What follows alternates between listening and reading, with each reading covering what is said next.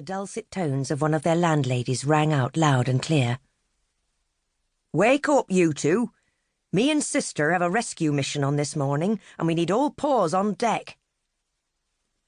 Tilly skipped to the door and pulled it open to see Betty and Beryl Butter standing in the back hall in matching galoshes, swathed in plastic macks over their winter coats. The two white cats were waving saucepans about in a rather warlike manner. "No time to waste," said Betty.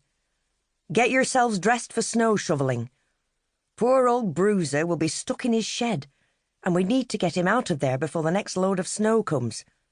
It's too cold for him in that garden, and his door opens outwards, so he'll be trapped in there and freezing to death." Bruiser was an old friend of Hettie's, and an integral part of the No. 2 Feline Detective Agency, as he drove Miss Scarlet, their motorbike and sidecar. He had been a wandering cat, but now, in his older years, he had settled in a purpose-built shed at the bottom of the Butter sisters' garden, lending a paw to any odd jobs they needed doing, and acting as backup muscle to Hettie and Tilly's investigations.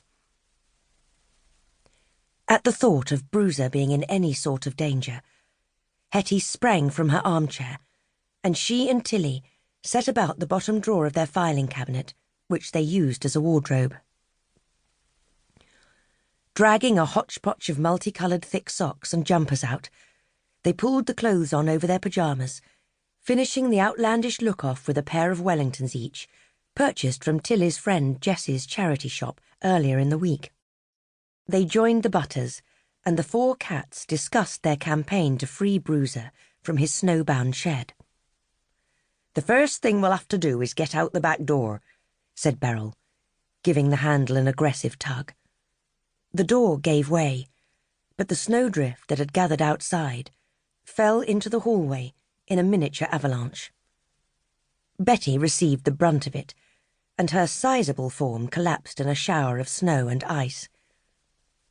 It took every ounce of strength that Hettie, Tilly, and Beryl had to haul the cat to her feet. Then they ladled the snow back into the yard with 4 of Betty's best non-stick saucepans. "Well, you can see what sort of a job we've got on here," said Beryl. "Times like this, I wish we had a shorter garden, sister. It's going to take some time to dig our way to Bruiser's shed." Hettie agreed, but felt that breakfast would help to keep their spirits up. "Maybe we'd get on quicker if we had a hot drink and something to eat," she suggested. Betty looked from Hettie to Tilly, realising that they'd been dragged from their beds without so much as a cup of tea. "I'll tell you what. You two and sister make a start on the shovelling, and I'll fix us all a nice hot breakfast," she said. "We're not opening the bakery up today, as no one can get through to us. We've got plenty of baps from yesterday, so I'll fill them with a nice bit of bacon. And how about mugs of hot chocolate all round, like they have in those Swiss chalets on the TV?"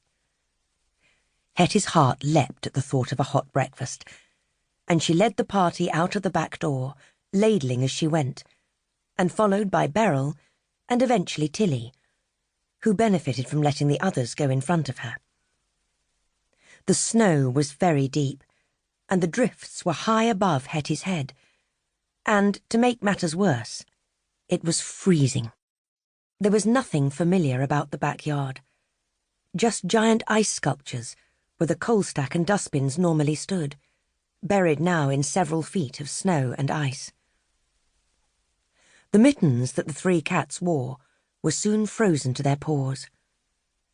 They made progress, but had barely reached the fence that separated the yard from the garden, when the wind picked up with a deafening whistle, blowing much of the snow they'd cleared back onto the path. It was to great relief that Betty's voice was heard above the noise, signalling that hot food and drink was waiting for them. Hettie, Beryl, and Tilly slid back into the bakery, where Betty had set up a temporary breakfast bar next to the warmth of the bread ovens. As promised, there were bacon baps and hot chocolate, but Betty had added a tray of flapjacks.